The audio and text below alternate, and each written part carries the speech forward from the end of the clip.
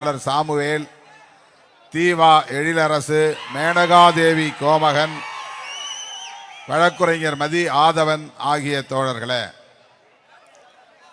இந்நிகழ்வை நெறிப்படுத்திக் கொண்டிருக்கிற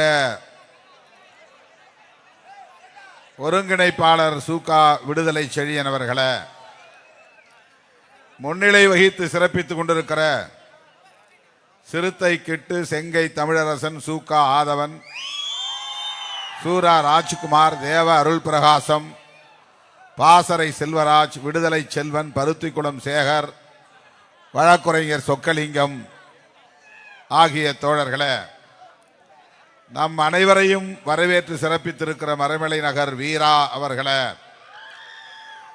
தீர்மானங்களை விலக்கி உரையாற்றி அமர்ந்திருக்கிற கட்சியின் சட்டமன்ற உறுப்பினர்கள் SS பாலாஜி, பனையூர் பாபு ஆகிய தோழர்களே, தலைமை நிலைய செயலாளர் பாலசிங்கம் அவர்களே, மற்றும் கட்சியின் மாநில பொறுப்பாளர்களே, மாவட்ட ஒன்றிய நகர பொறுப்பாளர்களே, மறைமலை நகர் நகர செயலாளர் மணிமாறன் உள்ளிட்ட நகர பொறுப்பாளர்களே, திரளாக கூடியிருக்கிற என் உயிரின் உயிரான விடுதலை சிறுத்தைகளே, உங்கள் அனைவருக்கும் என்னுடைய பணிவார்ந்த வணக்கத்தை தெரிவித்துக் கொள்கிறேன். நானும் நனைவதற்கு தயாராக இருக்கிறேன். மேலே கூரை இல்லை, அனைவரும் நனைவோம். தீர்மானங்களை விலக்கி மக்களுக்கு சொல்வோம். திருச்சிராப்பள்ளியிலே நடைபெற்ற மதச்சார்பின்மை காப்போம் பெருந்திரள் பேரணி,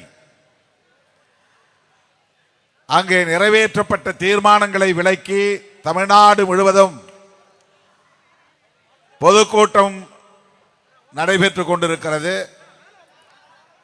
காஞ்சிபுரம், செங்கல்பட்டு ஆகிய மாவட்டங்களின் சார்பில் ஒருங்கிணைக்கப் பெற்றுள்ள இந்த பொதுக்கூட்டத்தில் பங்கேற்று உரையாற்றுவதில் நான் பெரிதும் மகிழ்ச்சி அடைகிறேன். அடுத்து 26ஆம் தேதி ராணிப்பேட்டையிலே நடைபெற இருக்கிற பொதுக்கூட்டத்திலும் கலந்து கொண்டு உரையாற்ற இருக்கிறேன். சும்மா தூறல் வரும், போயிடும். இயற்கை எப்போதும் நம் பக்கம். அப்படியே பெய்தாலும் நாம் அதனையும் எதிர்கொள்வோம், வரவேற்போம். தோழர்களே,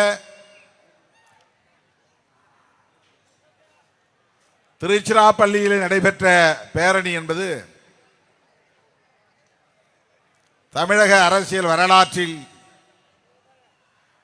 வேறு எந்த ஒரு அரசியல் கட்சியும்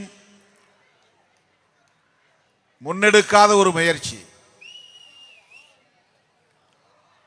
ஏன் இந்திய அளவிலேயே சொல்லலாம். மதச்சார்பின்மையை பாதுகாப்பதற்கென்று லட்சக்கணக்கான சிறுத்தைகள் திரண்ட பேரணி, அதுவும் கோட்டு சூட் அணிந்து வீறு நடை போட்டோம். பலருக்கும் வயிற்றெரிச்சல், சில பேருக்கு உறக்கமே இல்லாமல் ஒரு வாரம் புரண்டார்கள் என்றெல்லாம் கேள்விப்பட்டோம். எங்கிருந்துதான் சிறுத்தைகள் இப்படி திரளுகிறார்கள்? இத்தனை காலம் இவர்கள் எந்த குகைகளிலே இருந்தார்கள்? இப்போது வீதிக்கு இப்படி அணிவகுத்து வருகிறார்கள்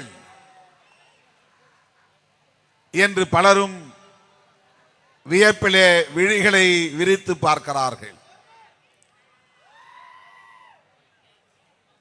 இப்போதெல்லாம் தமிழ்நாட்டிலே பேரணியாக இருந்தாலும், பொதுக்கூட்டமாக இருந்தாலும், மாநாடாக இருந்தாலும் கோடிக்கணக்கிலே பணத்தை கொட்டி இறைத்து ஆட்களை திரட்டி வந்து 8 மணி வரையில் அமர வைப்பதிலேயே அவர்களுக்கு பெரும் போராட்டமாகி விடுகிறது. அதன் பிறகு உட்கார முடியாதவர்களால். ஆனால் நள்ளிரவுக்கு மேலும் சிறுத்தைகள் காத்து கிடக்கிறார்கள்.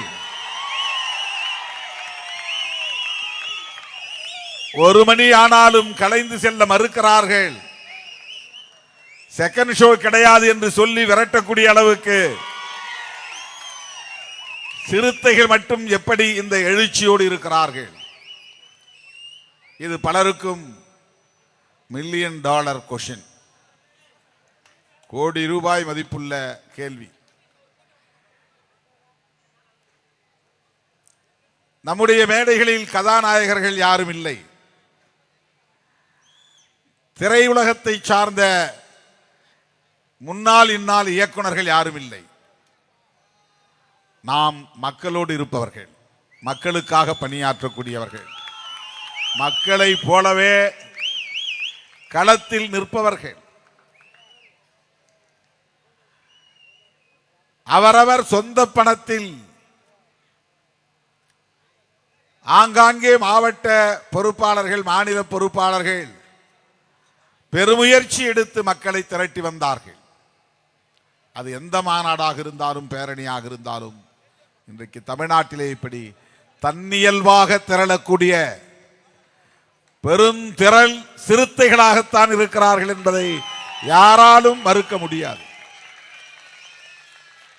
நமக்கு எந்த பின்புலமும் கிடையாது. ஊடகங்கள் நமக்கு ஆதரவாக நம் நிகழ்வுகளுக்கு முன்னும் எழுத மாட்டார்கள், பின்னும் எழுத மாட்டார்கள். எத்தனை லட்சம் பேர் திரண்டாலும் நமக்கு 3 காலம் ஒதுக்குவார்கள், அவ்வளவுதான். சில பத்திரிகைகளில் ஒரு காலம் மட்டும்தான், ஒரே ஒரு பத்தி மட்டும்தான் ஒதுக்குவார்கள். நான் தவறி ஏதேனும் பேசிவிட்டால் அதை எடுத்து பூதாகரப்படுத்துவார்கள். திருமாவளவன் தொண்டர்களை பார்த்து பல்லை கடித்தார், நரநரவென்று கடித்தார், ஆவேசமாக சத்தம் போட்டார்.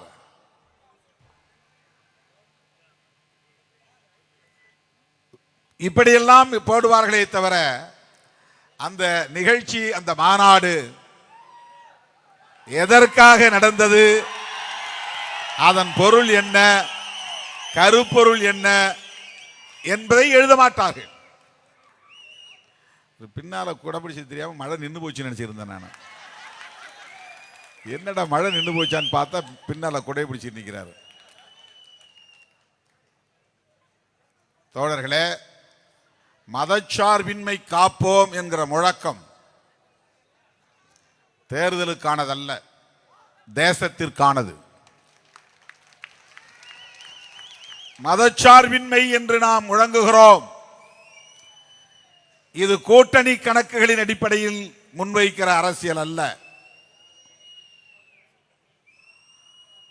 எடப்பாடியார் 2 முழக்கம் சேர்த்து வைக்கிறார். தமிழ்நாட்டை காப்போம், மக்களை, தமிழ்நாட்டை மீட்போம், மக்களை காப்போம். யாரிடமிருந்து தமிழ்நாட்டை மீட்கப் போகிறார்? என்ன நெருக்கடிகளிலிருந்து மக்களை காப்பாற்றப் போகிறார்? மக்கள் விரோதிகளை கூட வைத்துக் கொண்டு, பிஜேபி காரர்களை கூடவே வைத்துக் கொண்டு, சங்க பரிவாரங்களை கூடவே அழைத்துக் கொண்டே போகிறார். மக்களை காப்போம் என்கிறார். நாம் மதச்சார்பின்மை காப்போம் என்கிறோம். இரண்டுக்கும் மிகப்பெரிய வேறுபாடு இருக்கிறது. எடப்பாடி அவர்கள் முன்வைக்கக்கூடிய முழக்கம் திமுகவுக்கு எதிரானது. அவங்க ஆளுங்கட்சியா இருக்கிறாங்க, ஆட்சியிலிருந்து அகற்றிவிட்டு எங்க கையில மறுபடியும் ஆட்சியை கொடுங்க. இதுதான் அந்த முழக்கத்தின் உண்மையான பொருள். அதுக்கு பொழிப்புரை எழுதணும்னா என்னன்னா, திமுகவை ஆட்சி கட்டிலிருந்து இறக்குங்க, மறுபடியும் என்னை முதலமைச்சராக்குங்க. அதுதான் அந்த 2 முழக்கங்களுக்கான பொழிப்புரை, விளக்க உரை.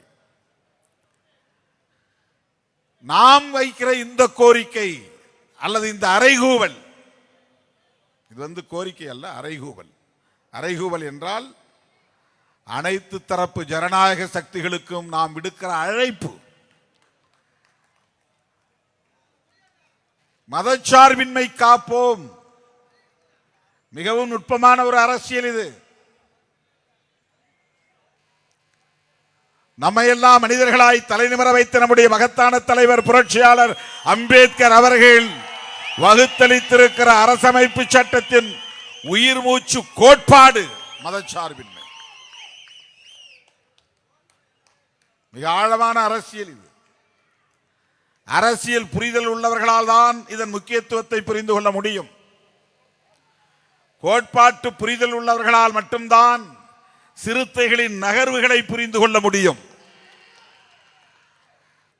சில பேர் கேட்கிறார்கள், நீங்க என்ன எப்ப பார்த்தாலும் பிஜேபி எதிர்க்கிறீங்க, தமிழ்நாட்டில் தான் பிஜேபி ஒண்ணும் இல்லையே, ஏன் அப்புறம் பிஜேபி எதிர்ப்பு என்கிறார்கள். 2026 வரப்போவது சட்டமன்ற பொது தேர்தல் தானே, இது நாடாளுமன்ற பொது தேர்தல் இல்லையே, அப்படி என்றால் ஏன் நீங்கள் பிஜேபியை எதிர்க்கிறீர்கள்? இது ஒரு கேள்வி.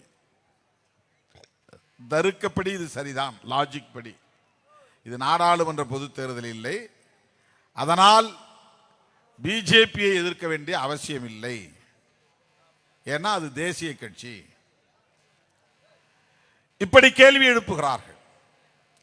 இதில் தான் விடுதலை சிறுத்தைகள் பிறரிடமிருந்து வேறுபடுகிறது.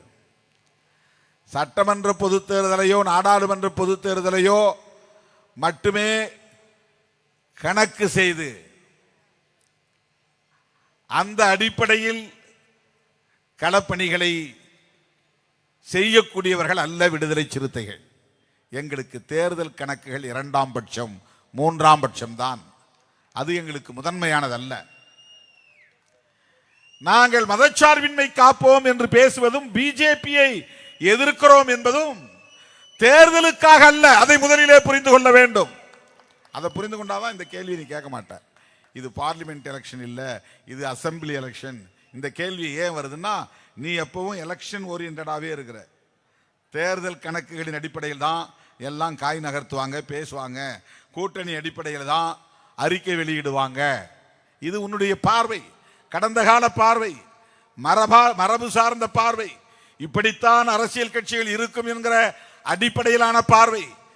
அவற்றிலெல்லாம் இருந்து முற்றிலும் மாறுபட்ட பார்வை கொண்ட இயக்கம் விடுதலை சிறுத்தைகள் கட்சி. நாங்கள் அதை ஒரு அளவுகோலாக கொள்ளவில்லை. தேர்தலை ஒரு அளவுகோலாக வைத்து நாங்கள் காய்களை நகர்த்தவில்லை. தேர்தலை மட்டுமே அளவுகோலாக வைத்தால் மதச்சார்பின்மை காப்போம் என்று நாங்கள் ஒரு பேரணியை நடத்த வேண்டிய தேவை எழுந்திருக்காது, ஏற்பட்டிருக்காது. எங்களுக்கு தேசிய அளவில் ஒரு பார்வை இருக்கிறது. அது என்ன பார்வை என்றால் அம்பேத்கர் பார்வை. அந்த பார்வை வேறொன்றும் இல்லை, அம்பேத்கரிய பார்வை. அது என்ன அம்பேத்கரிய பார்வை? அரசமைப்பு சட்டம் என்பது தமிழ்நாட்டுக்குரியதல்ல, மாநிலத்திற்குரியதல்ல, இந்திய தேசத்திற்குரியது. அரசமைப்பு சட்டம் ஒரு புதிய இந்தியாவை உருவாக்குவதற்காக புரட்சியாளர் அம்பேத்கர் அவர்களால் வடிவமைக்க பெற்றிருக்கிறது. அதை வெறும் சட்டமாக பலரும் பார்க்கிறார்கள், வழக்கமான சட்டமாக. அது வெறும் சட்டமாக இருந்திருந்தால் அதற்கு லா அல்லது ஆக்ட் அல்லது கோட் என்று பெயர் வைத்திருப்பார்கள்.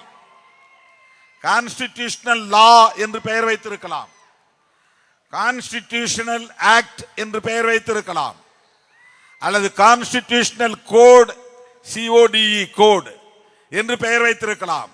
இதுவெல்லாம் சட்டத்திற்கான சொற்கள். இது கான்ஸ்டிடியூஷன் ஆஃப் இந்தியா. கான்ஸ்டிடியூஷன் என்றால் கட்டமைத்தல் என்று பொருள். கான்ஸ்டிடியூஷன் ஆஃப் இந்தியா என்றால் இந்தியாவை கட்டமைத்தல் என்று பொருள். ஏன் இந்தியாவை கட்டமைக்க வேண்டும்? ஏற்கனவே இந்தியா இல்லையா என்ற கேள்வி எழும். ஏற்கனவே இந்தியா இருக்கிறது, அது வேண்டாம், புதிய இந்தியா வேண்டும். அதுதான் அம்பேத்கர் சொல்லுவது. ஏற்கனவே இருக்கிற இந்தியா வேண்டாம், அப்படி நேரடியாக சொல்லவில்லை. புதிய இந்தியாவை கட்டமைப்போம் நேரடியாக சொல்லுகிறார். அந்த புதிய இந்தியா எப்படி இருக்கும்? மதசார்பற்ற ஒரு இந்தியாவாக இருக்கும். புதிய இந்தியா எப்படி இருக்கும்? சாதி பாகுபாடு இல்லாத இந்தியாவாக இருக்கும். புதிய இந்தியா எப்படி இருக்கும்? ஆண் பெண் என்கிற பாகுபாடு இல்லாத இந்தியாவாக இருக்கும். புதிய இந்தியா எப்படி இருக்கும்? சகோதரத்துவம் உள்ள இந்தியாவாக இருக்கும். புதிய இந்தியா எப்படி இருக்கும்? எல்லோரும் சமம் என்கிற சமத்துவ இந்தியாவாக இருக்கும். இதுதான் புரட்சியாளர் அம்பேத்கர் கண்ட கனவு. அவர் விரும்பிய புதிய இந்தியா. அப்படி ஒரு இந்தியாவை உருவாக்க வேண்டுமானால் அதற்கான ஒரே அடித்தளம் அரசமைப்பு சட்டம் தான்.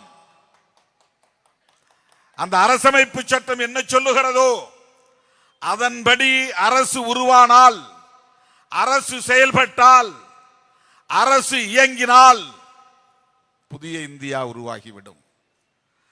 சமத்துவ இந்தியா உருவாகிவிடும். அங்கே சாதிய பாகுபாடுகள் இருக்காது. மதத்தின் பெயரால் பாகுபாடுகள் இருக்காது. பாலினத்தின் பெயரால் பாகுபாடுகள் இருக்காது. ஒடுக்குமுறைகள் இருக்காது. ஆதிக்கம் இருக்காது. சுரண்டல் இருக்காது. சகோதரத்துவம் மலரும். சமத்துவம் மலரும். அரசமைப்பு சட்டம் 100 விழுக்காடு நடைமுறைப்படுத்தப்பட்டால் அந்த அரசமைப்பு சட்டத்தில் என்ன இருக்கிறது என்பதை சொல்லுவதுதான் அரசமைப்பு சட்டத்தின் முகப்புரை. புஸ்தகங்கள்ல முன்னுரைன்னு இருக்கும். கான்ஸ்டிடியூஷன்ல இருக்கிறது ப்ரீஃபேஸ் இல்ல, பிரியாம்பிள். மற்றதில் இருக்கிறதெல்லாம் இங்கிலீஷ்ல ப்ரீஃபேஸ், அதை முன்னுரைன்னு சொல்லுவாங்க.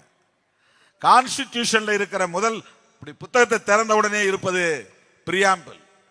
பிரியாம்பிள் அதை தமிழில் நான் என்ன சொல்றோம்னா முகப்புரைன்னு சொல்றோம். அது என்ன சொல்லுகிறது என்றால், இந்த பின்னால் இருக்கிற அத்தனை பக்கங்களிலும் ஆர்டிகிள் 1, 2, 3 என்று இருக்கிறது. பல பட்டியல்கள் இருக்கின்றன. இந்தியாவின் மொழிகள் எத்தனை என்கிற பட்டியல் இருக்கிறது. டைரக்டிவ் பிரின்சிபிள்ஸ் இருக்கிறது. இவை எல்லாம் முன்னால் இருக்கிற ஒரு பக்க அறிக்கைக்குட்பட்டது. அந்த முன்னால் இருக்கிற முகப்புரை என்ன சொல்லுகிறது என்றால், ஆங்கிலேயன் இந்த நாட்டை விட்டு வெளியேறிய பிறகு இங்கே ஒரு அரசு உருவாகிறது. முன்பிருந்த அரசு பிரிட்டிஷ் அரசு, வெள்ளையன் அரசு, ஏகாதிபத்திய அரசு, அந்நியன் அரசு, ஆங்கிலேயன் அரசு. அவனை விரட்டிவிட்டோம். 1947 ஆகஸ்ட் 15 விரட்டிவிட்டோம். அதன் பிறகு நாங்கள் உருவாக்குகிறோம் ஒரு அரசு. அந்த அரசு இறையாண்மையுள்ள, சமதர்மமுள்ள, மதச்சார்பற்ற ஜனநாயக குடியரசு. இதான் அந்த பிரியாம்பிள்ல சொல்லப்படுவது. நாங்க உருவாக்க போற அரசு வெறும் மக்கள் அரசுன்னு சொல்லி முடிக்கல, அல்லது வெறும் குடியரசுன்னு சொல்லி முடிக்கல.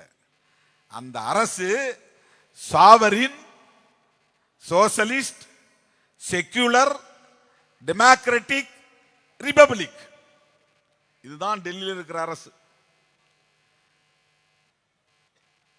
ரிபப்ளிக் அப்படின்னு ஒரு வரியில சொல்லிட்டு போயிருக்கலாம். ரிபப்ளிக்னா மறுபடியும் மக்கள்கிட்ட வந்துருச்சுன்னு அர்த்தம். பப்ளிக்னா பொதுமக்கள், ரீபப்ளிக்னா மறுபடியும் பொதுமக்கள்கிட்ட வந்துருச்சு. யாரோ ஒருத்தன் சில பேருடைய கையில் இருந்துச்சு. அவன் வெள்ளைக்காரனா இருந்தான், அவன் அந்நியனா இருந்தான், ஆங்கிலேயனா இருந்தான். அவன் சில பேருக்காக இந்த நாட்டை ஆண்டுகிட்டு இருந்தான், மக்களுக்காக ஆளல. அது மக்களுடைய அரசு இல்லை.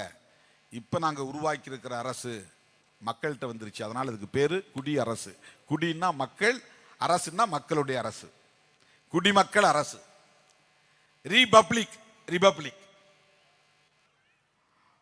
அது எப்படிப்பட்டதாக இருக்கும்? ஜனநாயக குடியரசாக இருக்கும். அத்துடன் நின்று விடவில்லை. அது எப்படிப்பட்டதாக இருக்கும்? மதசார்பற்ற ஜனநாயக குடியரசாக இருக்கும். அத்துடன் நிறுத்திவிடவில்லை. அது எப்படிப்பட்டதாக இருக்கும்? சமதர்மம் உள்ள மதசார்பற்ற ஜனநாயக குடியரசு. அத்துடன் நின்றுவிடவில்லை. அது எப்படிப்பட்டதாக இருக்கும்? இறையாண்மையுள்ள சமதர்மம் உள்ள மதசார்பற்ற ஜனநாயக குடியரசு. இவ்வளவு பெரிய definition. What is union government? இந்தியாவின் ஒன்றிய அரசுனா என்ன அப்படிங்கிறது இவ்வளவு பெரிய டெபினிஷன். இதுல 5 வார்த்தைகள் இருக்கு. சாவரின் அப்படின்னா இறையாண்மை இல்லை அப்படின்னா என்ன அர்த்தம்னா, இறையாண்மை இல்லைன்னா என்ன அர்த்தம்னா, நாங்கள் எங்களை நாங்களே ஆண்டு கொள்வோம், வேறு எவனையும் நாங்கள் டிபெண்ட் பண்ணி இருக்க மாட்டோம். இன்னொரு நாட்டையோ இன்னொரு அரசாங்கத்தையோ ஏகாதிபத்தியத்தையோ யாரையும் நாங்கள் சார்ந்திருக்க மாட்டோம். அவன் சட்டம் எங்களை ஆளாது, நாங்களே எங்களை ஆண்டு கொள்வதற்கான ஆளுமை உள்ளவர்களாக இருக்கிறோம். ஆண்மைன்னா ஆளுமை என்று பொருள். இறையாண்மை என்றால் அரசாளுமை அப்படின்னு பொருள். இறைன்னா அரசு, இறைவன் அப்படின்னா அரசன் பொருள். இறைவன்னா கடவுள் நாம நினைக்கிறோம். உண்மையிலே தமிழ் பொருள் என்னன்னா, இறைவன் அப்படின்னா அரசன், இறை அப்படின்னா அரசு, இறையாண்மை. அதுல இறை கூட்டல் ஆண்மைன்னு பிரிச்சா, ஆண்மைன்னா ஆண்களுக்குரிய தன்மைன்னு பொருள் இல்லை, ஆளுமை என்று பொருள். இறையாண்மையுள்ள என்றால் நாங்களே எங்களை ஆண்டு கொள்வதற்கான ஆளுமையை பெற்றவர்களாக இருக்கிறோம். நாங்கள் உருவாக்குகிற அரசு எங்களால் உருவாக்கப்படுகிற அரசு, எங்களை நாங்களே ஆண்டு கொள்ளுகிற அரசு, நாங்களே சட்டங்களை இயற்றிக் கொள்வோம், நாங்களே இந்த தேசத்தை கட்டி எழுப்புவோம், எங்களுக்கான தேவைகளை நாங்களே உற்பத்தி செய்து கொள்வோம், எங்களுக்கான உற்பத்தியை நாங்களே விநியோகம் செய்வோம். இதுதான் சாவரின் இறையாண்மை. இந்த 5 வார்த்தைகள்ல பிஜேபி காரனுக்கும் ஆர்எஸ்எஸ் காரனுக்கும் 2 பேரும் வேறு வேறு ஆள் இல்லை, ஒரு ஆள் தான், ஆனா வேறு வேறு இயக்கம். பிஜேபிங்கிறது அரசியல் இயக்கம், ஆர்எஸ்எஸ் என்பது பிஜேபியை பெற்ற தாய் இயக்கம். அது ஒரு மத அடிப்படையிலான, ஒரு கலாச்சார அடிப்படையிலான, சமூக அடிப்படையிலான ஒரு இயக்கம். ஆனால் அதனால் உருவான ஒரு அரசியல் இயக்கம் தான் பிஜேபி. ஆர்எஸ்எஸ் ஒரு விங்கு தான் பிஜேபி. இப்ப விடுதலை சிறுத்தைகள் கட்சியில் தொழிலாளர் அணின்னு ஒரு விங்கு இருக்கு, மகளிர் அணின்னு ஒரு விங்கு இருக்குது, மாணவர் அணின்னு ஒரு விங்கு. விங்குன்னா கிளை அல்லது ரெக்கைன்னு சொல்றோம் இல்லையா, அந்த மாதிரி அது ஒரு அணி. பிஜேபியினுடைய ஒரு அணி அல்ல ஆர்எஸ்எஸ், ஆர்எஸ்எஸ் ஒரு அணி தான் பிஜேபி.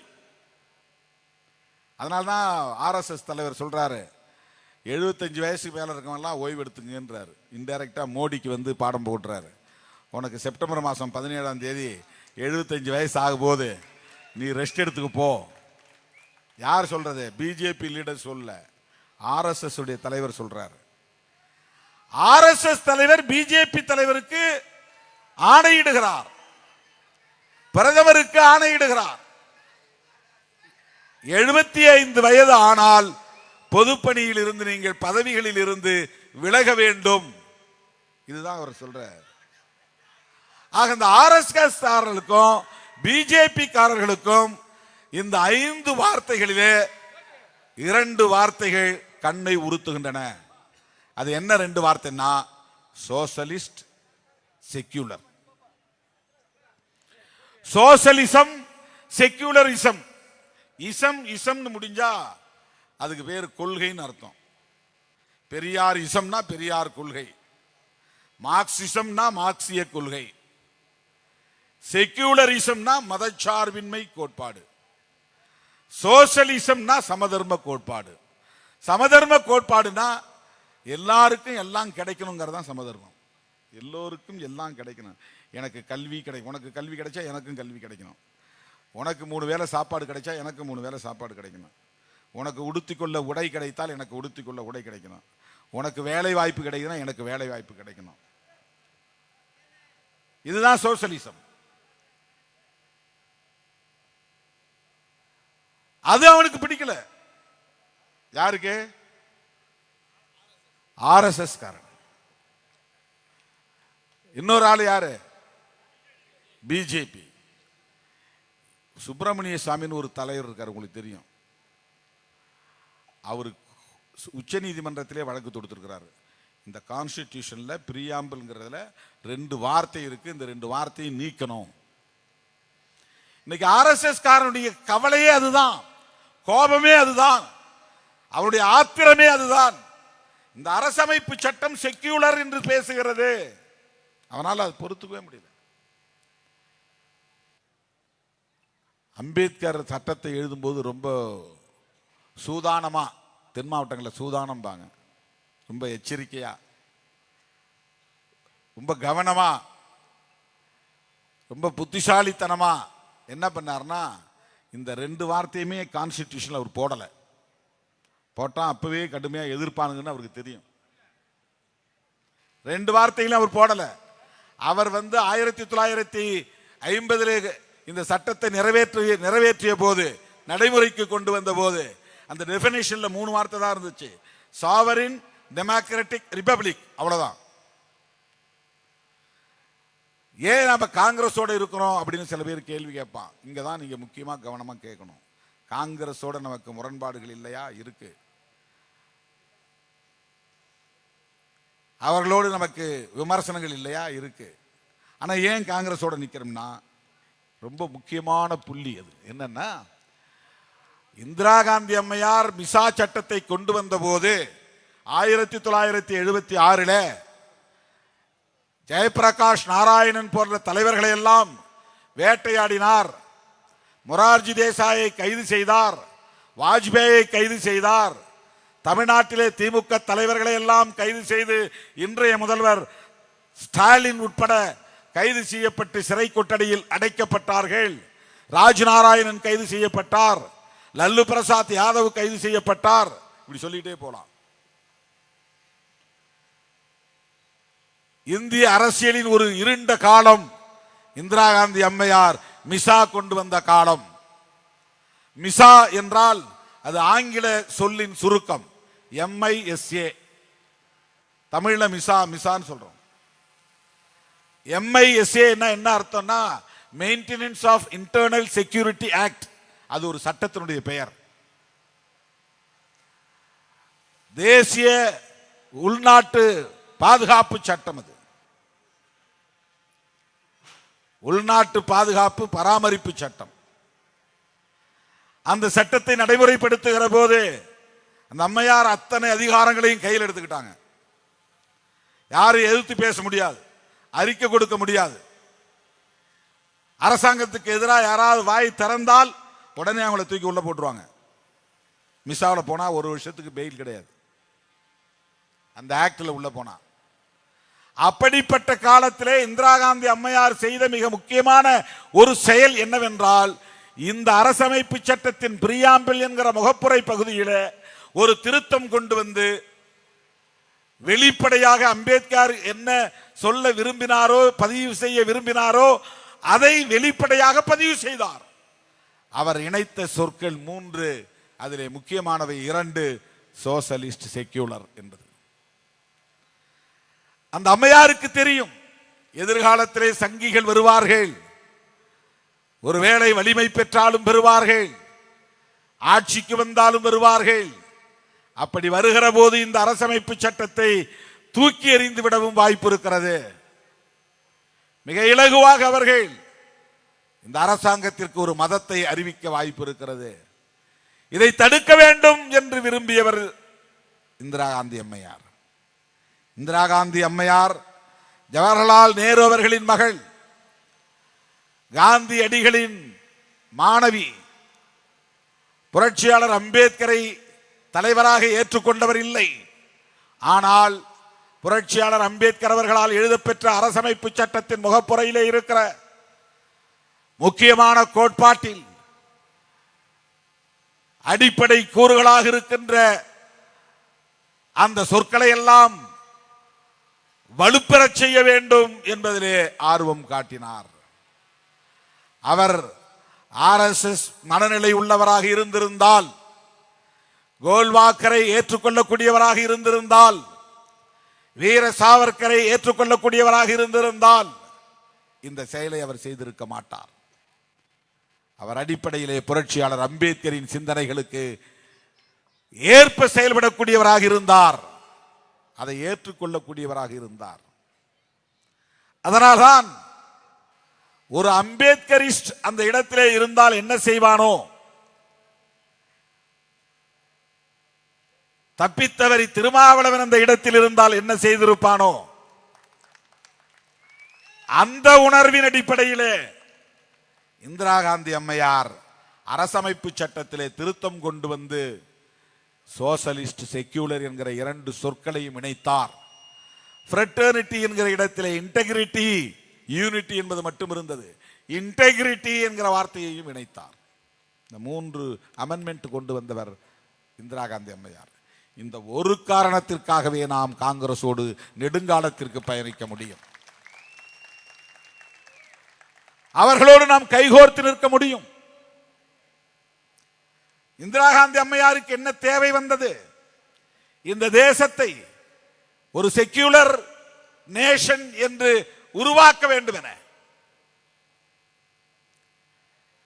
டெல்லியிலே உருவாக்கி இருக்கிற அரசை ஒரு மதசார்பற்ற அரசாக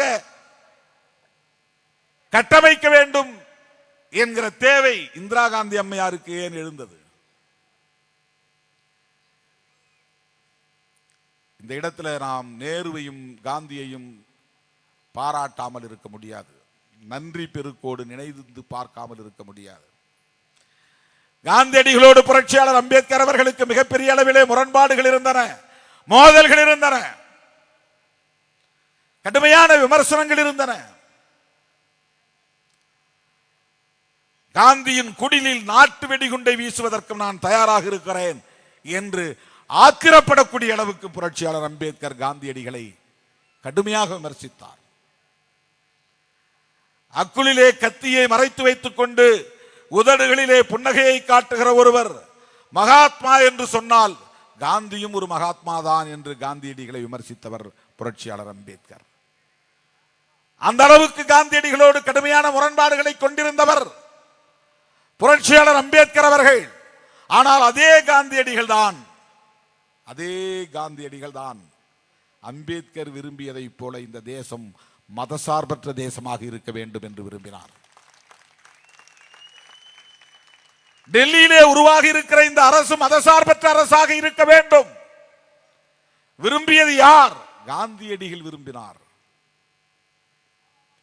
அவர் தீவிரமான இந்துத்துவ பற்றாளர், ராம பக்தர். சாதி அமைப்பு இருக்கட்டும், தீண்டாமை ஒழியட்டும் என்று சொன்னவர். பரப்பிலே உயர்வு தாழ்வு உண்டு என்பதை ஏற்றுக்கொண்டவர். இம்மை மறுமை என்கிற கருத்திலே உடன்பாடு உள்ளவர். தன்னை ஒரு சனாதனி என்று சொல்லுவதிலே பெருமைப்படக்கூடியவர். அப்படிப்பட்ட காந்தியடிகள் இங்கே உருவாக்க இருக்கிற இந்த அரசு மதசார்பற்ற அரசாகத்தான் இருக்க வேண்டும் என்று விரும்பினார்.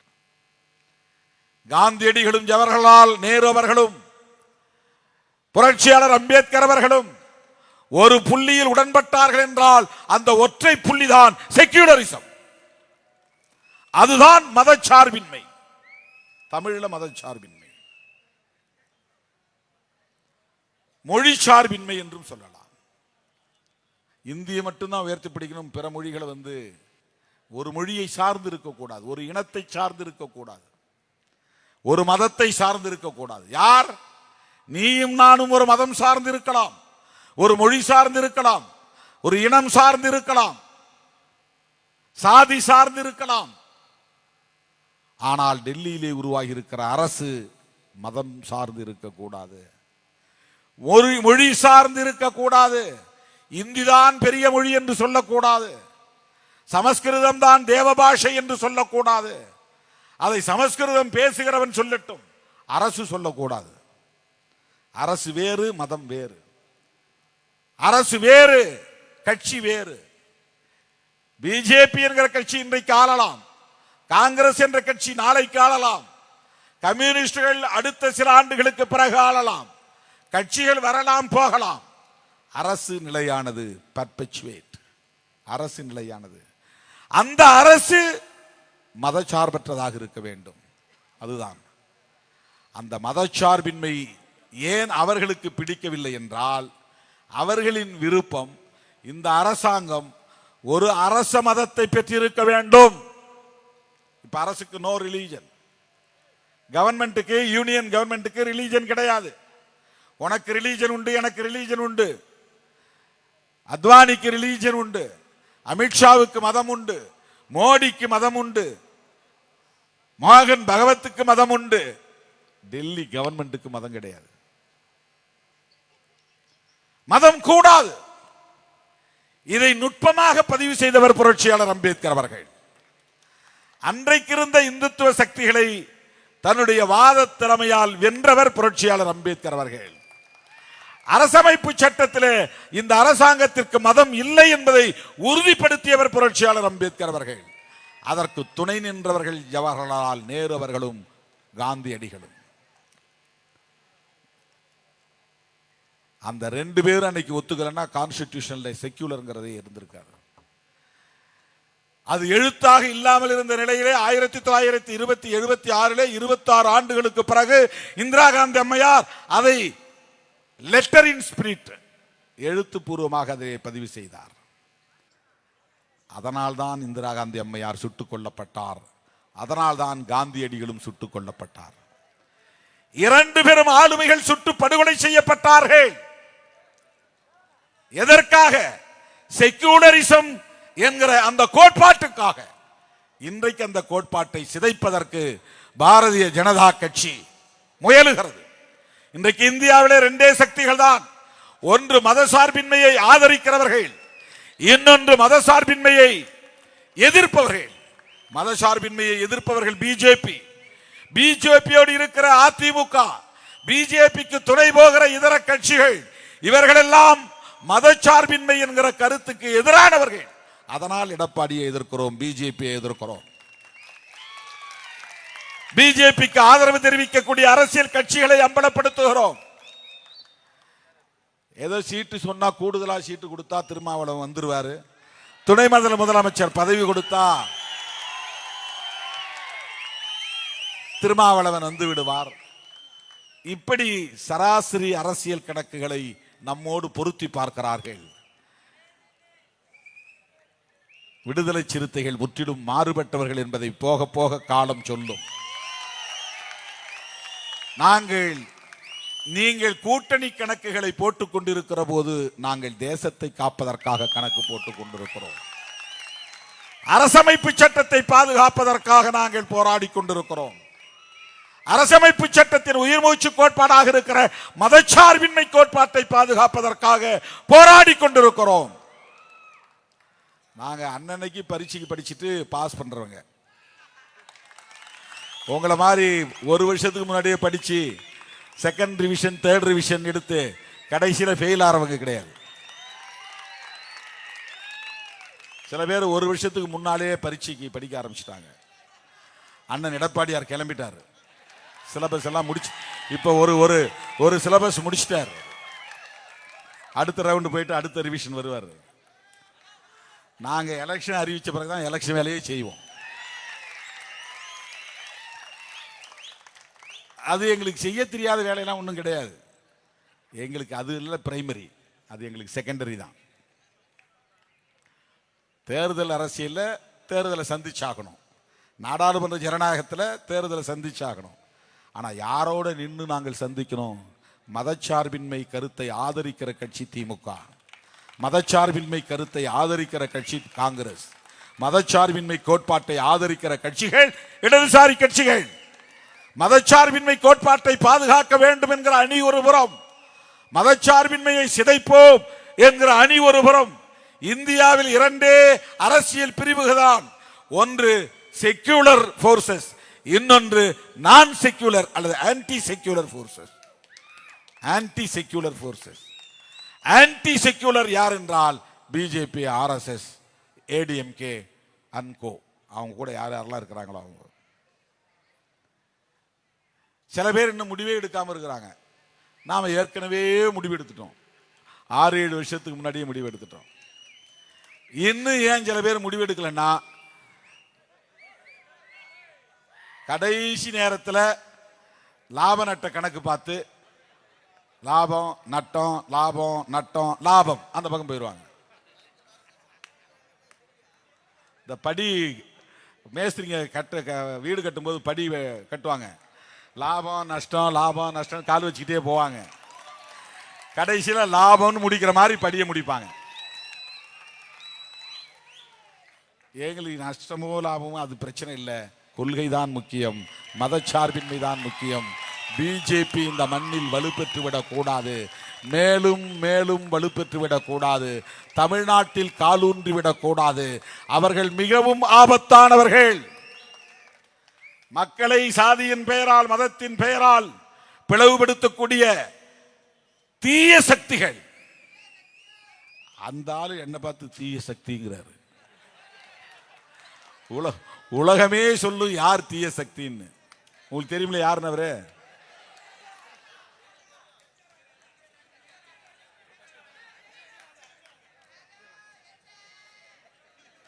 தேசத்தை பாதுகாப்பது என்ன? நீங்க தமிழ்நாட்டுக்குள்ள ஏதோ 4 எம்எல்ஏ வச்சிருக்கீங்க, தேசத்தை காப்பாத்துருவீங்களா அப்படின்னு சில அற்பர்கள் கேட்குறாங்க.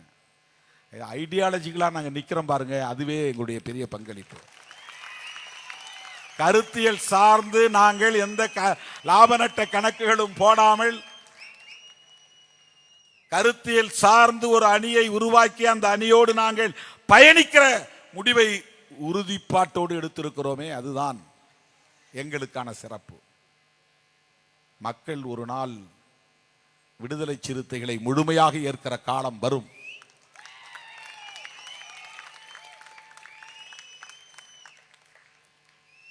ஆட்சி அதிகாரத்தை கைகளில் கொடுக்கிற காலம் வரும். அது ஒரு அங்கீகாரம், அவ்வளவுதான். அதுவே எங்கள் இறுதி இலக்கு அல்ல.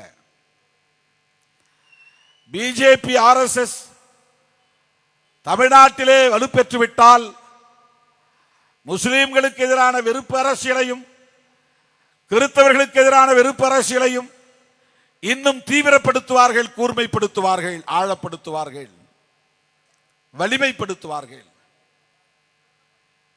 இந்து முஸ்லீம் கலவரத்தை தூண்டுவார்கள், வன்முறைகளை தூண்டுவார்கள்.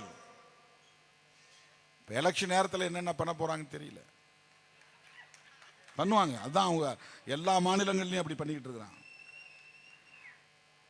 மதம் சார்ந்த வன்முறைகளை தூண்டுவது. விடுதலை சிறுத்தைகளை எங்க அணிக்கு வாங்கன்னு அவங்க கூப்பிடுறது எதுக்குன்னா, நம்ம மேல இருக்கிற கரிசனம் கிடையாது, திமுக கூட்டணியை உடைக்கணுங்கிறதா அவங்க நோக்கம். அது எடப்பாடியார் அவர்களுக்கு கொடுக்கப்பட்டிருக்கிற அஜெண்டா. நீ இப்படிதான் பேசணும், எப்படியாவது திருமாவளவனை பிடிச்சி வெளியே கொண்டு வா, துணை முதலமைச்சர் தரேன்னு சொல்லு, கூடுதலா சீட்டு தரேன்னு சொல்லு, இன்னும் கொஞ்சம் ஆசையை காட்டு, அவன் மயங்குற அளவுக்கு ஆசையை காட்டு. அவன் வெளியே வந்தா ஒன்னொன்னா பிடிங்கிடலாம், செங்கல்ல உருவிடலாம், கூட்டணியை உடைச்சிடலாம். இது யாரோ வெளியில இருந்து ஏற்பாடு செய்து அண்ணன் எடப்பாடி அவர்களுக்கு சொல்லி தந்து இப்படி சொல்லுங்க. உண்மையிலேயே அவர் ஆட்சியை அமைக்கணும், திமுக ஆட்சி வேண்டாம், அண்ணா திமுக ஆட்சி, அது அம்மா ஆட்சின்னு சொன்னாலும் சரி, எம்ஜிஆர் ஆட்சின்னு சொன்னாலும் சரி, அந்த ஆட்சி தான் நாங்கள் அமைக்க போறோம் அப்படின்னு சொல்லியிருந்தால் எந்த சூழலிலும் பிஜேபியோடு நாங்கள் சேரமாட்டோம் என்கிற நிலைப்பாட்டில் உறுதியாக இருந்திருக்க வேண்டும். 2021 சட்டமன்ற பொதுத் தேர்தலிலே தோற்று போன அதிமுக முன்னணி தலைவர்கள் எல்லாம் என்ன சொன்னார்கள்? பிஜேபியோட சேர்ந்ததால் தான் நாங்கள் தோத்து போனோம் சொன்னாங்களா இல்லையா? முன்னாள் அமைச்சர் அண்ணன் ஜெயக்குமார் சொன்னாரா இல்லையா? இப்ப அவர் இல்லைன்னு சொன்னாலும் சொல்லுவார், நான் எப்ப சொன்னேன்னு சொன்னாலும் சொல்லுவார், நான் அப்படி சொல்லவே இல்லைன்னு சொன்னாலும் சொல்லுவார். ஆனா அவர் சொன்னது யூடியூப்ல கிடக்கு. அவர் சொன்னார், நான் இங்க தனிக்காட்டு ராஜா மாதிரி இருந்தேன், ராயபுரம் தொகுதியில் முடிசூடா மன்னனா இருந்தேன். கரெக்டா சொல்றான் பாருங்க பசங்க, எந்த அளவுக்கு அரசியல் நுட்பமா கவனித்துக் கொண்டிருக்கிறார்கள் சிறுத்தைகள். முடிசூடா மன்னனா இருந்தேன்,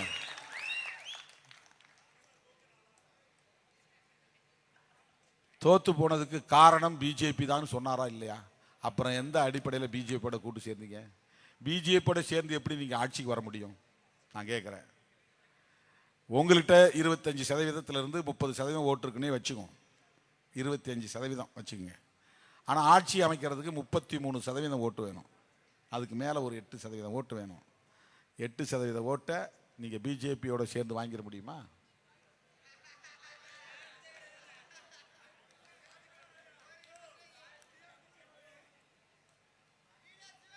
அவங்க ஏற்கனவே வாங்கின ஓட்டுங்கிறது உங்கள் ஓட்டு. உங்கள்கிட்ட இருந்த ஓட்டு அங்கே கரைஞ்சிக்கிட்டே இருக்குது.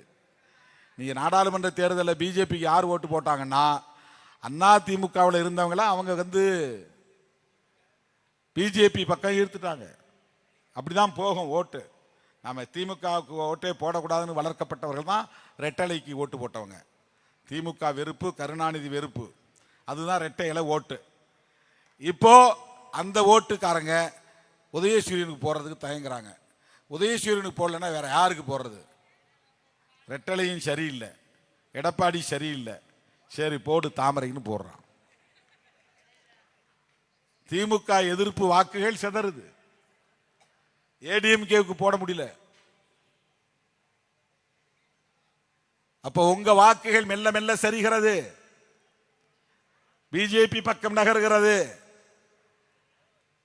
உங்கள் வாக்குகள் தான் அது, அதிமுக வாக்குகள் தான். அந்த வாக்குகளை கட்டி காப்பாற்றிக் கொள்ளுங்கள் நான் சொல்றேன். நீங்க யார்? நாங்க இணக்கமா இல்லைன்னு சொல்ல நீங்க யார்?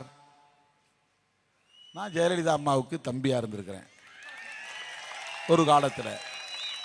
அவங்களே சொன்ன ஸ்டேட்மெண்ட், தம்பி திருமாவளவன் எங்கிருந்தாலும் வாழ்க சொன்னாங்களா இல்லையா? அந்த உரிமையோடு சொல்றேன். டிஎம்கே வர்சஸ் ஏடிஎம்கே, தமிழ்நாட்டு அரசியல் முரண்பாடுகள் இருந்தாலும் பிஜேபியோ அல்லது காங்கிரஸ் கூட தேசிய கட்சிங்க வளர முடியாமல் போனதுக்கு என்ன காரணம்னா எம்ஜிஆர் வளர்ந்ததால தான். எம்ஜிஆர்னு ஒரு ஆளுமை உருவாகாமல் இருந்திருந்தா டிஎம்கே வர்சஸ் காங்கிரஸ்னே இருந்திருக்கும் அரசியல். 1967 அதன் பிறகு தொடர்ந்து 72 எம்ஜிஆர் கட்சி ஆரம்பிச்ச உடனே அது டிஎம்கே வர்சஸ் ஏடிஎம்கேன்னு மாறி போச்சு. கருணாநிதியா எம்ஜிஆரான்னு அரசியல் மாறி போச்சு. அதனால காங்கிரஸ் போயிடுச்சு பின்னால. அதனால்தான் பிஜேபி இங்க கால் வைக்க முடியல. அதனால்தான் சங்க பரிவாரங்களின் அரசியல் இங்கே வேரூன்றவில்லை, மதவாத அரசியல் வேரூன்றவில்லை, வெறுப்பு அரசியல் வேரூன்றவில்லை. மத வெறியாட்டம், பாபர் மசூதி இடிக்கப்பட்ட போது வட இந்திய மாநிலங்களில் மிகப்பெரிய அளவிலே மத வெறியாட்டம் நடந்தது, வன்முறை வெறியாட்டங்கள் அரங்கேறின. தமிழ்நாடு அமைதியாக இருந்தது. ஏன்னா இங்க பிஜேபிக்கு ஒரு ஹோல்டும் கிடையாது. அவங்க அரசியல் எடுபடல. இந்துக்களும் முஸ்லிம்களும் ஒற்றுமையாக இருந்தார்கள் தமிழ்நாட்டிலே பாபர் மசூதி இடிக்கப்பட்ட போது. ஆனால் இன்றைக்கு அவர்கள் மெல்ல மெல்ல இங்கே வேறொன்று துடிக்கிறார்கள். அதற்கு யார் சிவப்பு கம்பளம் விரிப்பது என்றால் மதிப்புக்குரிய மாண்புமிகு மேனாள் முதலமைச்சர் அண்ணன் எடப்பாடி பழனிசாமி அவர்கள். இது தமிழ்நாட்டுக்கே நீங்கள் செய்கிற துரோகம், நினைவிலே வைத்துக் கொள்ளுங்கள். 2026 சட்டமன்ற பொதுத் தேர்தல் முடிந்த பிறகு அதிமுக தொண்டர்கள் சொல்வார்கள், அன்னைக்கே திருமாவளவன் சொன்னாரு, நாம தான் புரிஞ்சுக்கல. பிஜேபியால் அதிமுக வலுவிழந்து விடும் என்று கவலைப்பட்டவன் திருமாவளவன். சில அற்பர்கள் சொல்றான், நீ உன் கட்சியை வளர்க்கறத விட்டுட்டு ஏயா நீ எடப்பாடி கட்சி வீக் ஆயிரும் சொல்லிட்டு இருக்கிற அப்படின்றான். எடப்பாடி கட்சி வீக் ஆயிரும் சொல்லிட்டா என் கட்சி வளராம போயிருமா? விடுதலை சிறுத்தைகள் கட்சி வளராம போயிருமா? சில பேர் அப்படி கணக்கு போடுறான். அதாவது அவன் என்ன சொல்ல வரான்னா, உன் கட்சியை நீ வளர்க்கணும்னா நீ கூடுதலாக சீட்டு கொடுக்குறவன் கட்சிக்கு அணிக்கு போ, எதை பற்றியும் கவலைப்படாத, பிஜேபி என்ன செஞ்சா செஞ்சுட்டு போனா போறான், உனக்கு 15 சீட்டு 20 சீட்டு கிடைக்கும்ல, உன் கூட இருக்கிறவங்க எல்லாத்துக்கும் ஒரு 10-15 பேர் வாய்ப்பு கொடுக்கலாம் இல்லையா, நீங்க ஜெயிச்சு உள்ள போகலாம் இல்லையா, அதுதானே கட்சி வளர்ச்சி அப்படின்னு நினைக்கிறேன். அது அல்ல கட்சி வளர்ச்சி. அம்பேத்கருடைய கொள்கைகளை கட்டி காப்பாற்றுவதுதான் கட்சி வளர்ச்சி. சாதி ஒழிப்பே மக்கள் விடுதலை என்கிற கொள்கையை உறுதிப்பாட்டோடு உயர்த்தி பிடிப்பதுதான் கட்சி வளர்ச்சி. அதுல ஒரு அங்குலம் கூட நீ பின்வாங்க கூடாது. அரசமைப்பு சட்டம் வலுவிழப்பதற்கு எந்த சூழலிலும் இடம் கொடுத்து விடக் கூடாது. மதச்சார்பின்மை என்கிற கோட்பாடு சிதைவதற்கு நாம் ஒருபோதும் இடம் கொடுத்து விடக் கூடாது. இந்த கருத்திலே உடன்பாடு உள்ளவர்களோடு இன்றைக்கு நாங்கள் நெருங்கி நிற்கிறோம். அவங்க எங்களுக்கு என்ன கொடுக்கறாங்க போறாங்கிறது முக்கியம் இல்லை. எங்கள் தலைவர் புரட்சியாளர் அம்பேத்கர் முன்மொழிந்த கொள்கையை பாதுகாப்பதற்கு அவர்களின் துணை எங்களுக்கு தேவைப்படுகிறது.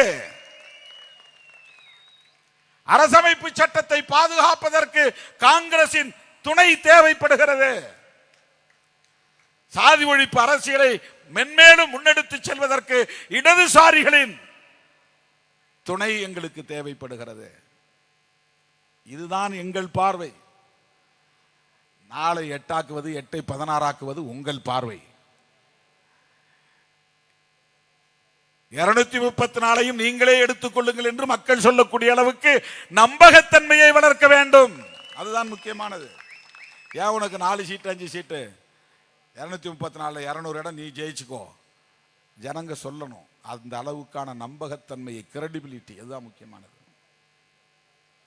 அதுதான் முக்கியமானது. பிடிவாதம் நாம் செய்யவில்லை, விதண்டாவாதம் செய்யவில்லை, வீண் வரட்டுவாதம் நாம் செய்யவில்லை, அடம் பிடிக்கவில்லை, உறுதியாக இருக்கிறோம். அவ்வளவுதான். நீ ஒரு குச்சியை எடுத்தா டக்குன்னு ஒடிச்சிட முடியும். அந்த குச்சி உனக்கு கோஆபரேட் பண்ணுதுன்னு அர்த்தம். ஒரு இரும்பு கம்பி எடுத்து டக்குன்னு ஒடிக்க முடியுமா? ஒடிக்க முடியாது. அப்ப அந்த இரும்பு கம்பி பிடிவாதம் பண்ணுதுன்னு சொல்லுவீங்களா நீங்க?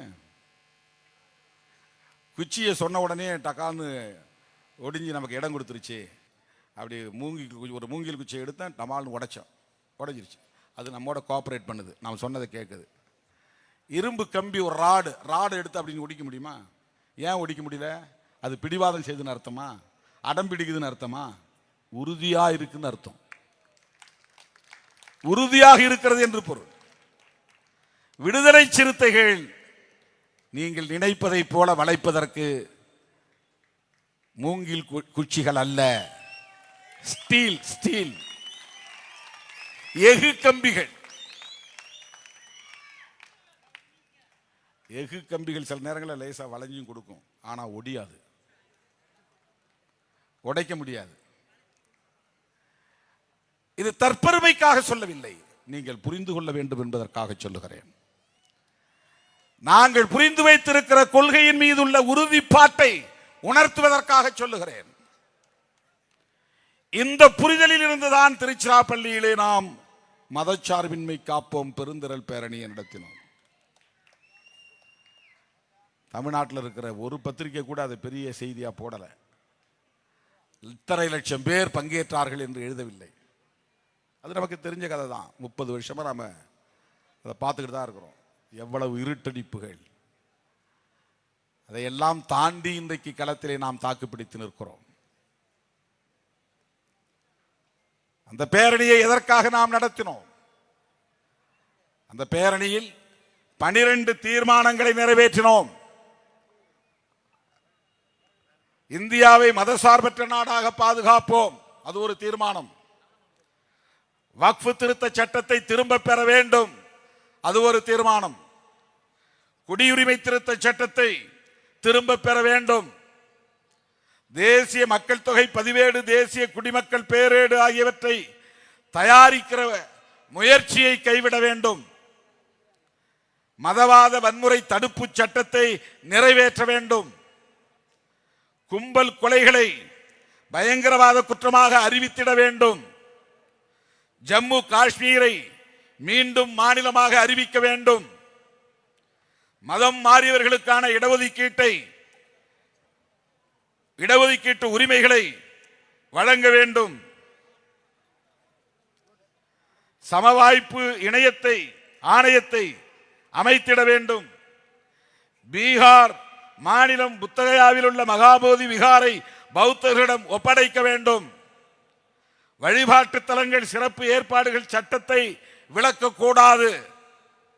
பொது சிவில் சட்டத்தை கொண்டு வரும் முயற்சியை கைவிட வேண்டும். இது ஒரு நேஷனல் பார்ட்டிக்கு இருக்க வேண்டிய விஷன் விடுதலை சிறுத்தைகள் கட்சிக்கு இருக்கிறது. ஒரு தேசிய கட்சிக்கு இருக்க வேண்டிய பார்வை விடுதலை சிறுத்தைகள் கட்சிக்கு உள்ளது. காங்கிரஸ் போன்ற தேசிய கட்சிகள் நிறைவேற்ற வேண்டிய தீர்மானங்களை தமிழ்நாடு மாநிலத்தில் இயங்கிக் கொண்டிருக்கிற விடுதலை சிறுத்தைகள் கட்சி தீர்மானங்களை நிறைவேற்றி இருக்கிறது. இந்த 12 தீர்மானங்களும் ஒவ்வொன்றும் முத்து முத்தான தீர்மானங்கள். நீங்க வீட்டில் இருக்கும்போது உட்கார்ந்து படிக்கணும். 12 தீர்மானங்கள் என்ன அப்படின்னு கேட்டா டக்குன்னு சொல்லணும். 12ல் 4வது சொல்லணும், 5வது சொல்லணும், 6வது சொல்லணும். உடனே சொல்லுன்னா சொல்லணும். அவ்வளவு முக்கியத்துவம் வாய்ந்த தீர்மானங்கள் இது. சாதாரணமானதல்ல. இதையெல்லாம் நீங்கள் கற்றுக்கொள்வதன் மூலம்தான் அரசியல் படுத்தப்பட்டவர்களாக வளர முடியும். கொள்கை தெளிவுள்ளவர்களாக களத்திலே நிற்க முடியும். அரசியல் அறியாமையால் உழலுகிற அற்பர்கள் பரப்புகிற அவதூறுகளை எதிர்கொள்ள முடியும். சோசியல் மீடியா பக்கமே பார்க்காதீங்க. எலெக்ஷன் முடிகிற வரலாம் குழப்பத்தை உருவாக்குவதற்கு அவதூறுகளை பரப்புவார்கள். அது ஒண்ணுமே கிடையாது. சும்மா ஒரு 4 மூலையில் உட்காந்துட்டு 4 பேர் சேர்ந்து அவன் வாங்குற கூலிக்கு ஏற்ப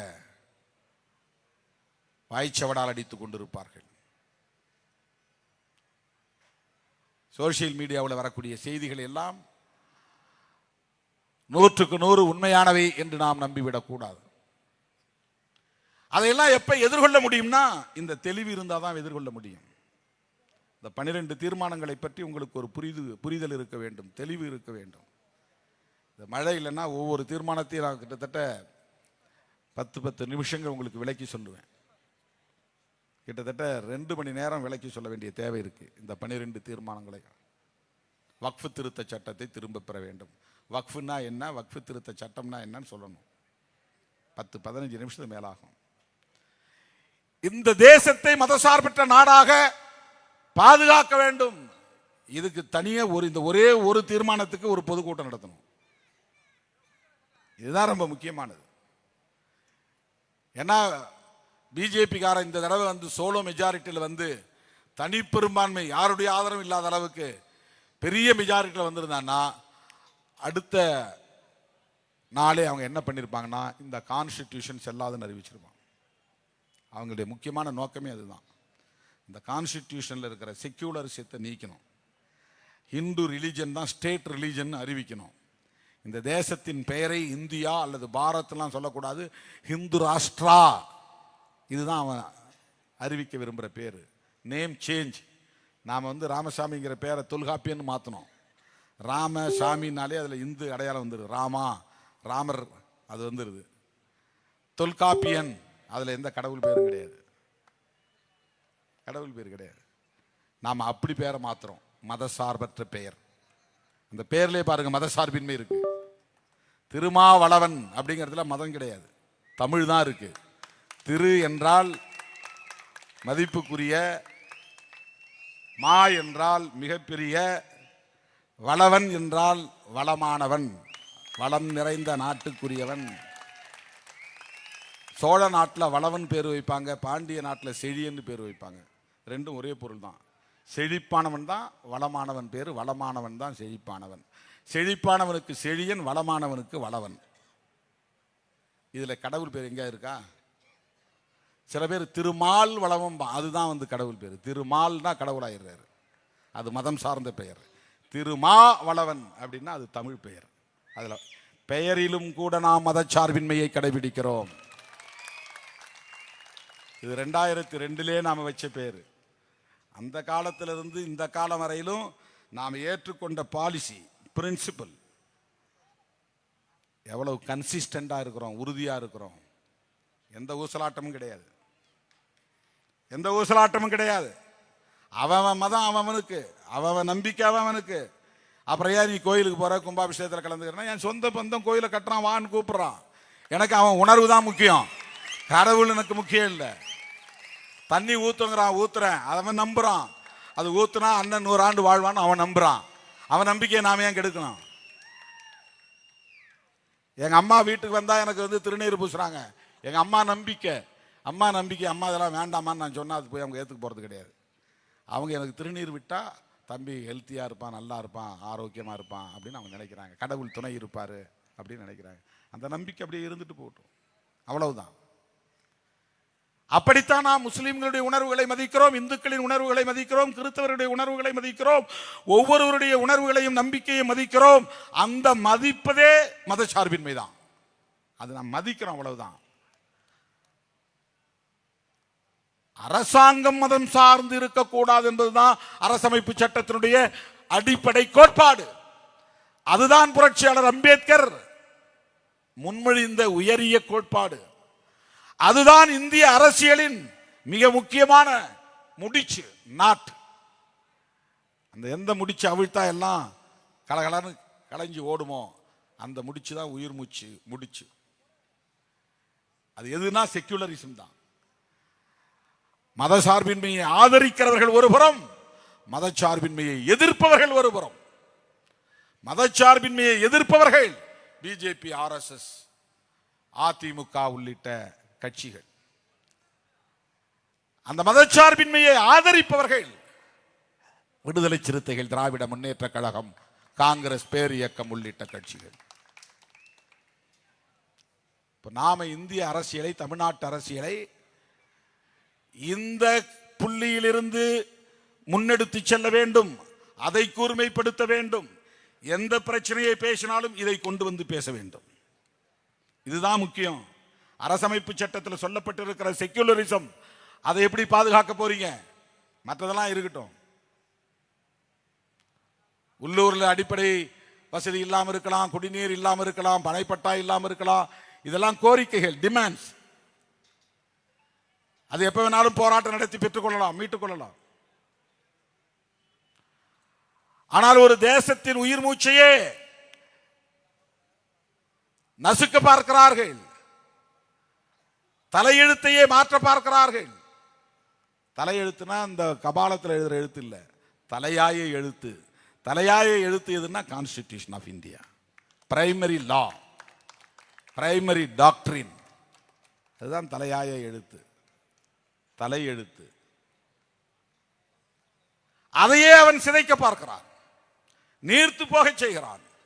அம்பேத்கருக்கு ஜெயந்தி கொண்டாடுவான், அம்பேத்கர் சிலையை தொட்டு வணங்குவான், பாபா சாஹேப் என்று சொல்லுவான், ஜெய் பீம் என்று சொல்லுவான். ஆனால் அரசமைப்பு சட்டத்தை சிதைக்கிற அனைத்து முயற்சிகளையும் மேற்கொள்வான். இதைத்தான் நாம் பார்க்க வேண்டும். இதிலே நமக்கு என்ன லாப நட்டம் என்று பார்க்க வேண்டிய அவசியம் இல்லை. இந்த 12 தீர்மானங்களையும் தனித்தனியே உங்களுக்கு விளக்கி சொல்ல எனக்கு விருப்பம் என்றாலும் கூட நேரம் இடம் தரவில்லை என்பதை பதிவு செய்து, இயக்கத்தின் முன்னணி தோழர்கள் ஒவ்வொருவரும் இந்த 12 தீர்மானங்களையும் மீண்டும் மீண்டும் படித்து பார்க்க வேண்டும், உங்களுக்குள் விவாதிக்க வேண்டும்.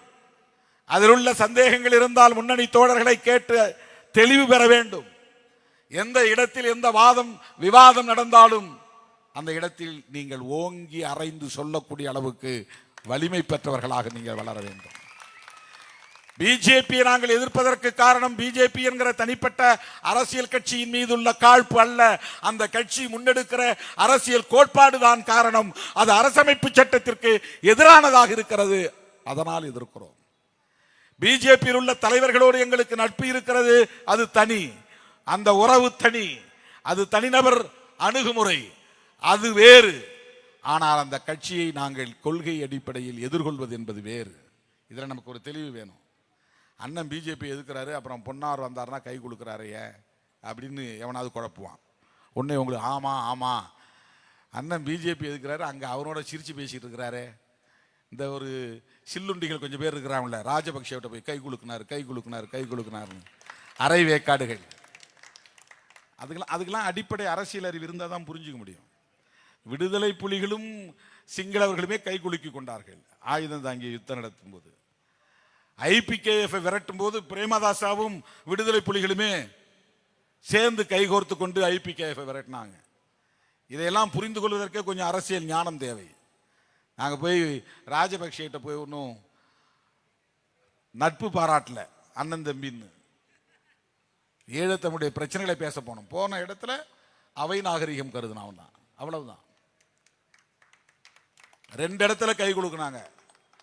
கடைசியா ஒரு இடத்துல, முதல்ல ஒரு இடத்துல வந்த உடனே, அதை பத்தி நான் விரக்கி சொன்னா நீளமாகும். ஒரு இடத்துல அறிமுகப்படுத்துறாங்க, நானா கை கொடுக்குறேன். இன்னொரு இடத்துல நாங்க விடைபெற போகிறோம், அவரா வந்து என் கையை பிடிச்சி கொடுக்குனார். திருமாவளவன் அந்த ஆபரேஷன் நடக்கிறப்ப கூட இருந்திருந்தாருன்னா அவங்க அண்ணனோட சேர்ந்து மேலே போயிருப்பாருன்னாரு. அவனுக்கு தெரியுது நான் யாருன்னு, இங்க இருக்கிற இடியட்ஸுங்களுக்கு தெரியல. ராஜபக்சேவுக்கு தெரியுது. எல்லாரையும் உட்கார வச்சு பேசின 2வது நிமிஷத்துலேயே என்ன காட்டுறான் கையை. இந்த இவர் உட்கார்ந்துருக்கிறாரு, இவருக்கு எங்க தரப்பு நியாயம்லாம் கேட்க மாட்டார், இவர் எங்களை எதிர்த்து அங்கே போராடிக்கிட்டே இருப்பார் அப்படின்னு இங்கிலீஷில் சொல்கிறான். 10 பேர் போனோம்.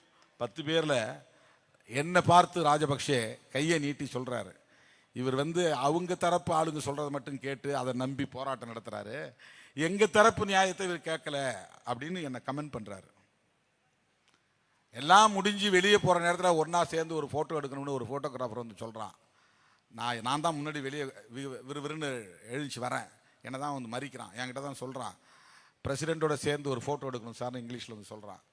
அப்படியே நான் திரும்புகிறேன். எல்லாம் வராங்க வரிசையாக.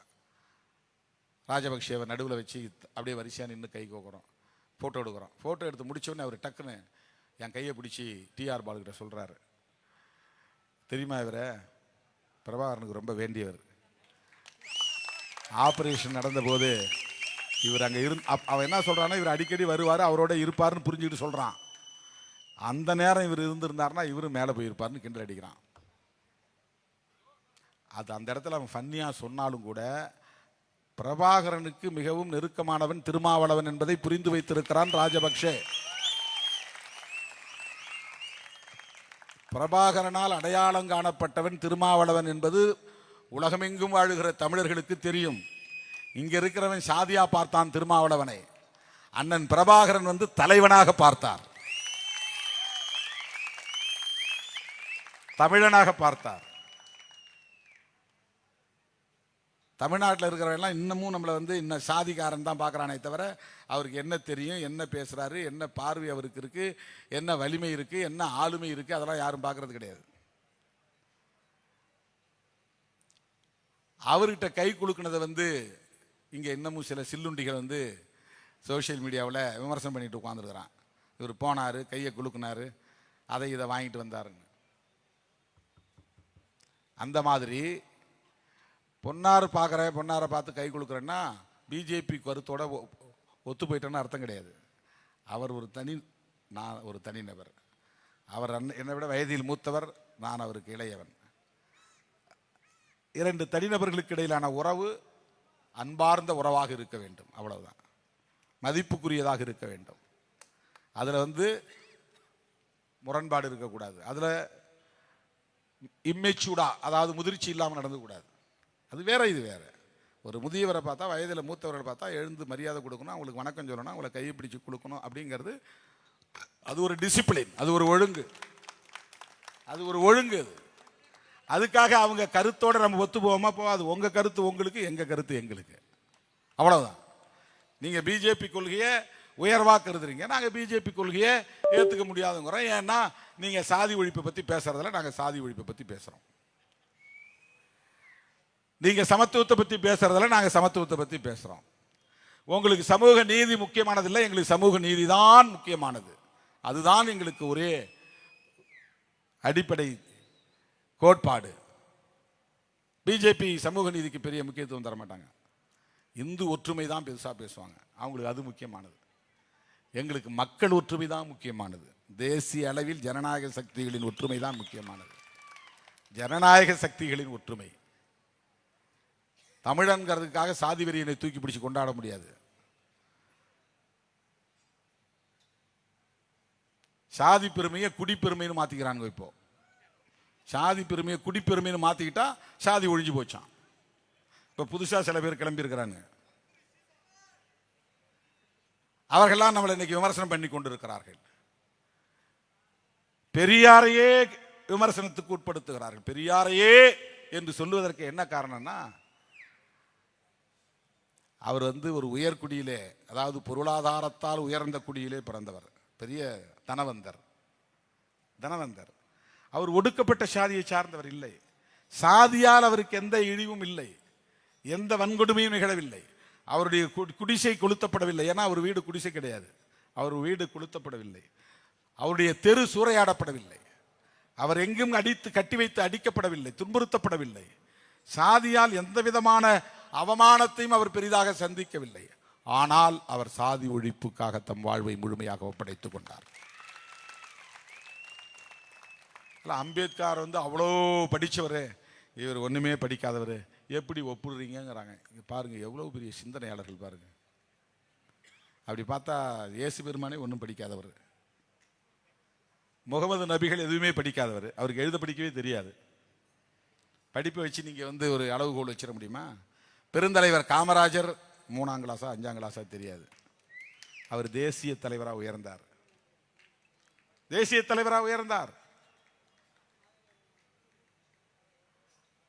மேதகு பிரபாகரன் அவர்களை அவரை விட வயதிலே மூத்த ஆண்டன் பாலசிங்கம் போன்றவர்கள், அவர் ஆங்கிலம் உட்பட பல மொழிகளில் பேசக்கூடிய ஆற்றல் பெற்றவர் ஆண்டன் பாலசிங்கம். அவர் பிரபாகரன் தம்பியா இருந்தாலும் எனக்கு தலைவர்னு ஏற்றுக்கிட்டார். படிப்பை பார்க்கல. ஆளுமை தான் முக்கியம், படிப்பு முக்கியம் கிடையாது. பர்சனாலிட்டி தான் முக்கியம். டிசிப்ளின் தான், அவன் என்ன கொள்கையை பேசுகிறான் என்பதுதான் முக்கியம். மனிதனை எப்படி மதிக்கிறான் என்பதுதான் முக்கியம். வள்ளலார் என்ன படிச்சார்? அவர் கோட்பாடு உலகத்தையே இன்னைக்கு இருக்கிறது.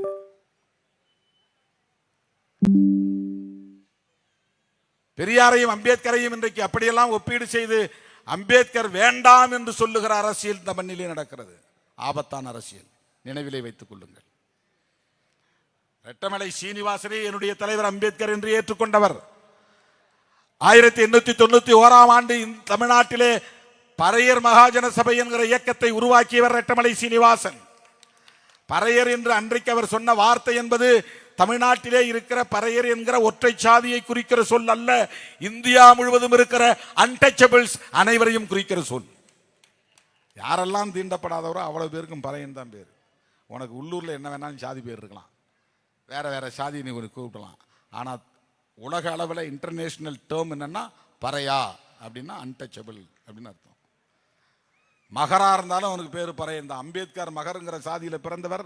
ஆனால் அவருக்கு உலக அளவில் இன்டர்நேஷனல் அளவில் அவருடைய அடையாளம் என்ன தெரியுமா? அவரும் ஒரு பறையன் தான் அர்த்தம். பறையன்கிற சொல் உலகளாவிய பொருளை கொண்ட சொல். ஆதிக்கத்தை எதிர்ப்பவனின் அடையாளம் அது.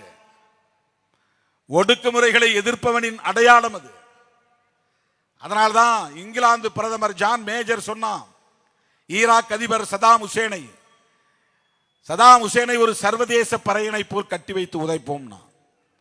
சதாம் ஹுசேன் தமிழ்நாட்டை சேர்ந்த ஆளா? மறைமலை நகரில் பிறந்தவரா? அவர் ஒரு இஸ்லாமியர். ஆனால் ஜான் மேஜர் சொல்றான் இன்டர்நேஷனல் பறையா. யார? Saddam Hussein. சதாம் ஹுசேனுக்கு இன்டர்நேஷனல் பறையான்னு பேர் வைக்கிறான்.